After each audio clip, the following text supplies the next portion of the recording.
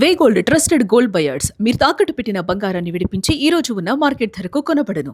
ఇటీవల జూన్ 17న చైనాలో గ్యాంగ్జూ తియాన్హే అనే పార్కులో పెళ్లి మ్యాచ్ మేకింగ్ మార్కెటింగ్ లో ఒక సంఘటన జరిగింది. ఒక 38 మహిళ తనను ఎందుకు ఎవరు పెళ్లి చేసుకోవట్లేదని బోరున ఏడ్చేసింది, గట్టిగా ప్రశ్నించింది. సరే, ఆమె ఉన్న సాదాసీదా మహిళ, ఏ పని చేయట్లేదు అలా అనుకుంటే అస్సలు కాదు. ఆమె మాస్టర్స్ డిగ్రీ చదివింది, ఎగ్జిక్యూటివ్ హై లెవెల్ ఉద్యోగం చేస్తుంది. సంవత్సరానికి ఆమె 5 లక్షల యువాన్ అంటే సుమారు కూడా 58 లక్షల రూపాయలు సంపాదిస్తూ ఉంది. అంటే $70,000 ఆమె వేతనం. సొంత ఇల్లుంది, కారుంది, బాగా సెటిల్ అయినటువంటి మహిళ. అలాంటి మహిళని ఎవరు పెళ్లి చేసుకోవట్లేదు. అయినప్పటికీ నేను ఇంత సెల్ఫ్ ఇండిపెండెంట్ గా ఉన్నప్పటికీ కూడా నన్ను ఎవరు ఎంచుకోవటం లేదు అని చెప్పి ఆమె బోర్ నేర్చేసింది. దీనికి కారణం ఆమె వయసు 38 సంవత్సరాలు. ఇక వీడియోలో ఆమె ఏడుస్తూ, నేను 38 ఏళ్ళు, మంచి ఉద్యోగం, మంచి ఆదాయం ఉంది, ఎందుకు ఎవరు నన్ను ఎంచుకోవటం లేదు అని కన్నీళ్లు పెట్టి అరుస్తుంది. ఈ వీడియో వెంటనే వైరల్ గా మారింది. ఇక ఒకసారి చైనా అంటే పెళ్లి మార్కెట్ గురించి కనుక మనం చూస్తే, అసలు చైనాలో మనం కనుక ఏ విధంగా కనుక పెద్దలు వెళ్ళి అంటే ముందుగానే మ్యాచ్ మేకింగ్ ద్వారా ఇక్కడ పెళ్లిళ్ళు కుదిర్చబడతాయి. చైనా మార్కెట్ లో ఏంటంటే పబ్లిక్ పార్కుల్లో ప్రత్యేకమైన మ్యాచ్ మేకింగ్ స్థలాలు ఉంటాయి. ఇక్కడ తల్లిదండ్రులు తమ పెళ్లి కానటువంటి కొడుకు కూతుర్ల వివరాలు అక్కడ మెన్షన్ చేస్తూ కూడా వాళ్ళకు భాగస్వాముల్ని వెతుకుతూ ఉంటారు. ఇక్కడ ఇప్పుడు ప్రస్తుతం ఈ మహిళ ఎక్కడైతే ఏడవటం జరిగిందో ఇది ఒక ప్రసిద్ధమైన మార్కెట్. వీకెండ్ లో వేలాది మంది ఇక్కడికి వస్తారు. గ్యాంగ్జూ మీరు చూసినటువంటి మార్కెట్, అక్కడ బీజింగ్, చెంగ్డు, షెంజెన్ వంటి ప్రధాన నగరాల నుంచి కూడా ఇక్కడికి వస్తూ ఉంటారు. అయితే ఈ పెళ్లి మార్కెట్లు ఎలా పనిచేస్తూ ఉంటాయన్నది చూస్తే గనక ఇక్కడ తల్లిదండ్రులు కాగితాలు లేదా పోస్టర్లో గొడుగుల మీద కూడా తమ పిల్లల వివరాలు రాస్తారు. దాంట్లో వాళ్ళ వయసు ఎంత, ఎత్తెంత, విద్య అంటే ఎంతవరకు చదువుకున్నారు, ప్రస్తుతం ఏ ఉద్యోగం చేస్తున్నారు, వాళ్ళకి ఎంత జీతం వస్తుంది, అసలు సొంత ఇల్లు, కారు ఇలాంటివి ఏమన్నా ఉన్నాయా, వాళ్ళ జాతకం ఏంటి, ఈ మొదలైనటువంటి డీటెయిల్స్ అన్ని కూడా అక్కడ మెన్షన్ చేస్తారు. ఇక్కడ కొంతమంది యువకులు ఇంట్రెస్ట్ ఉన్న వాళ్ళు వస్తారు, లేకపోతే తల్లిదండ్రులే అక్కడికి వస్తారు, ఒకరికొకరు మాట్లాడుకుంటారు. ఆ తర్వాత వాళ్ళ పిల్లల్ని బ్లైండ్ డేట్ కి పంపుతారు. అక్కడ కనుక వాళ్ళు బ్లైండ్ డేట్ లో వాళ్ళ వివరాలు మాట్లాడుకున్న దాని ప్రకారంగానే ఒకరికొకరు సెట్ అవుతుంది అనిపిస్తే ఆ తర్వాత పెళ్లికి ప్రొసీడ్ అవుతారు.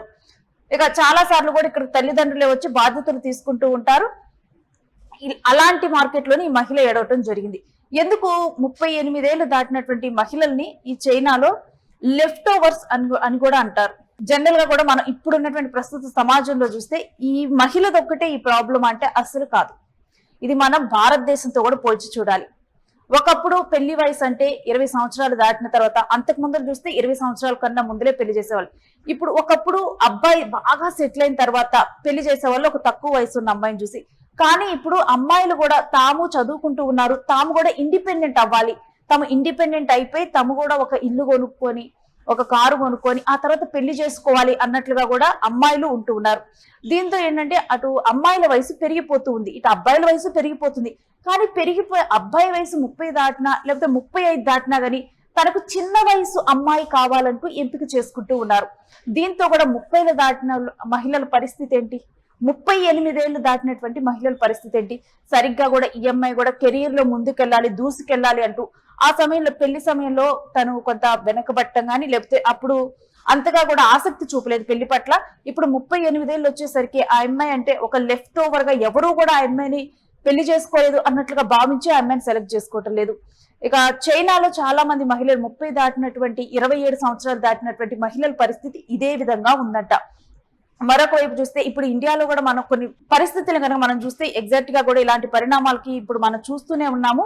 ఇంకొకటి ఏంటంటే రీసెంట్ గా ఒక సర్వే కూడా చేయడం జరిగింది. ఆ సర్వే ప్రకారం ఏంటంటే ఈ జెన్జీ స్టార్టింగ్ లో ఉన్నోళ్ళు కానీ మిలియనీరు చివరిలో పుట్టినటువంటి వారు కానీ వీళ్ళందరూ ఒక సతమతమయ్యే స్టేజ్ లో ఉన్నారు. అంటే వీళ్ళు కూడా జీవిత భాగస్వాములు దొరక్క అంటే 25 సంవత్సరాలు దాటిన తర్వాత 30 సంవత్సరాలు దగ్గర పడుతున్నప్పుడు 30 సంవత్సరాలు దాటిన వాళ్ళు మాకు పెళ్ళైతుందా లేదా అన్నటువంటి ఒక ఆలోచనలో ఉండిపోయి కూడా వాళ్ళు కెరీర్ పరంగా కూడా సరిగ్గా కాన్సన్ట్రేట్ చేయలేకపోతున్నారంటే ఒక డిప్రెషన్ కూడా వెళ్తున్నారట. ఎందుకంటే వీళ్ళు అటు ప్రస్తుత సమాజ పోకడలకి అదే విధంగా ఒక గతంలో ఉన్నటువంటి ట్రెడిషన్స్ కి మధ్యపడి నలిగిపోతూ ఉన్నారు.